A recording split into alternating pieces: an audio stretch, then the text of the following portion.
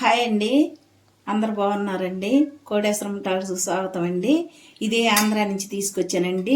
నిన్న వచ్చే దగ్గర నుంచి ఇవాళ వండుతున్నానండి. నిన్న వచ్చాం కానీ వండటానికి తీరిక లేక ఫ్రిడ్జిలో పెట్టాము. ఇవాళ చూపిస్తున్నాను మీకు వీడియోలో. దీనికి కావాల్సిన పదార్థాలు చూడండి. ఏమో కొన్ని, ఇది ఒక్కటే చేప అండి, 2 కిలోలు.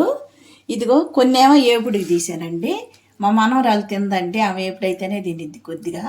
ఏం సన్న సన్న ముక్కలు ఏపుడికి తీసాను. చూడండి ఎంత బాగున్నాయో. ఇదిగో చూడండి, ఏం ఏపుడికి 6 ముక్కలు తీసాను. ఈ కొరవన్నీ పులుసు పెట్టుకుంటాను కండి. దీనికి కావాల్సిన పదార్థాలు ఇప్పుడు చూపిస్తాను. ఇగండి ఉల్లిపాయలు వేసుకుంటున్నాను. టమాటాలు అయితే వేయను, ఎందుకంటే టమాటాలు వేస్తే బాగుండదు, టేస్ట్ పోయిద్ది. ఎందుకంటే టమాటాలు వేయను. ఉప్పు వేసాను కదండి, పసుపు అది వేసుకుంటాను.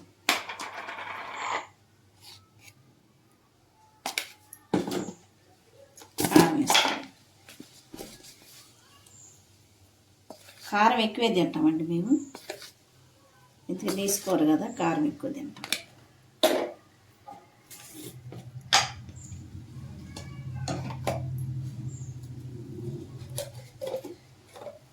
కొంచెం అల్లం వెల్లిగడ్డ పేస్ట్ వేసుకున్నామండి.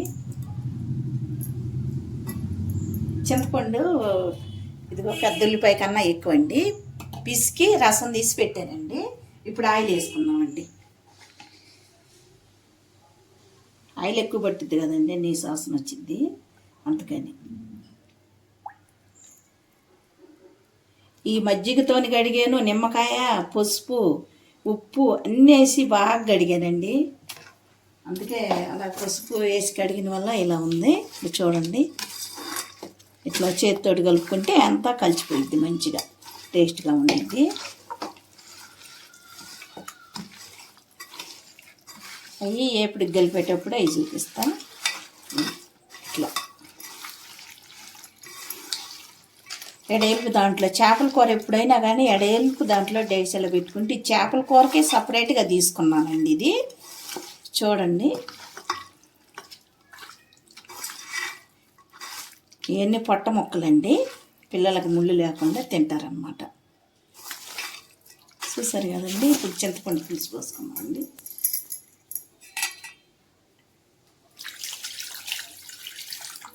కలిపి పెట్టుకున్నాం కదండి పులుసు, శుభ్రంగా చింతపండు నానబెట్టుకొని రసం తీసి పెట్టానండి మీకు చూపించాలని.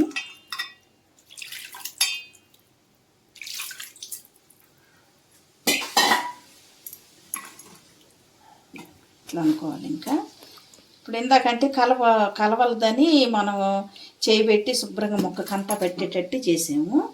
ఇప్పుడు పొయ్యి మీద పెట్టుకున్నామండి.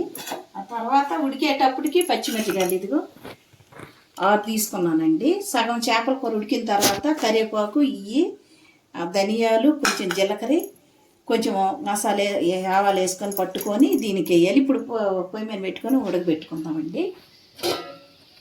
అవి పెట్టుకున్నామండి. సగం ఉడికిన తర్వాత మనం కొత్తిమీర, కరివేపాకు, పచ్చిమిర్చి ఇవన్నీ వేసుకుందామండి. మళ్ళీ కొంచెం ఉడికింది కదండి, ఇప్పుడు చూసి ఇప్పుడు కరివేపాకు వేసుకున్నామండి. ఇదిగో 4 రెబ్బలు తీసుకున్నా. ఇదిగో 4 రెబ్బలు తీసుకున్నానండి. ఉడికేటప్పుడు అయితే టేస్ట్ ఉంటుందండి. ఇదిగో పచ్చిమిర్చి కూడా ఇప్పుడు వేసుకున్నామండి, చీల్చుకొని వేసేసుకున్నాం. ఎందుకంటే ఈ చేపల రసం పులుసు ఉప్పు కారం అంతా ఈ పచ్చిమిర్చి లేకపోయిద్దండి. మనం తినేటప్పుడు చాలా టేస్ట్గా ఉంటాయండి. అప్పుడు ఇగో వేసుకున్నామండి, మూత పెట్టేసుకున్నామండి. ఇగోండి మెంతుల పొడి చేపల కూరలోకి ఇప్పుడు ఉడికిన తర్వాత మనం దించబోయేటప్పుడు వేసుకుంటామండి. మెంతుల పొడి అండి, పొడి చేసి పెట్టుకున్నాము. జీలకర్ర అండి, ధనియాలండి, ఇదిగో ఎల్లిపాయ ఒకటే పాయ పెద్దది తీసుకున్నానండి.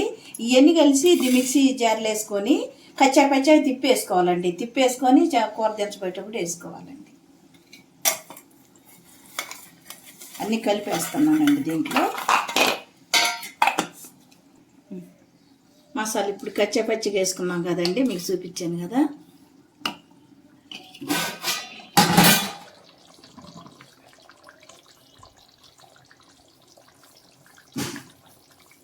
కూర దగ్గర పడింది కదండి పులుసు, మసాలా వేసుకుంటున్నామండి.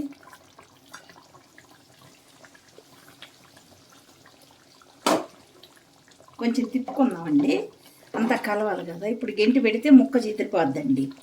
ఇప్పుడు ఇట్లాంటి ఉన్నాం అనుకో, చిన్నగా పులుసు అంతా కలిసిపోయిద్ది మంచిగా. కలిసింది కదా. కొత్తిమీర కూడా వేసుకుందామండి. ఒక 2 నిమిషాలు పెట్టుకొని తీసుకుందామండి. చూద్దామండి, ఒకసారి చూసుకుందామండి. చూడండి, దగ్గర పడింది కదండి, ఇంకా దించేసుకుందామండి. చూసారు కదండి ఎంత టేస్ట్ ఉంటుందండి పులుసు. 2 రోజులైనా ఉంటుందండి, ఎక్కడికి పోతే. కలర్ఫుల్గా ఉందో చూసారు కదండి. పులుసు కానీ, నూనె పైకి వచ్చి, పచ్చిమిర్చి కానీ, ముక్కలు కానీ ఎవరైనా చేసుకోవచ్చు అండి. ఇది బ్యాచిలర్ కూడా సింపుల్గా చేసుకోవచ్చు. అదే కాకుండా సంగట్లో తినొచ్చు, అన్నంలో, రైస్లో తినొచ్చు, చపాతీలో కూడా తినొచ్చు అండి. చాలా టేస్ట్ ఉంటుందండి. ఎంత కలర్ఫుల్ ఉందో చూసారుగా, సింపుల్గా. అది కానీ మీకు నచ్చినట్లయితే లైక్ చేయండి, షేర్ చేయండి, సబ్స్క్రైబ్ చేయండి అండి. బాయ్ అండి.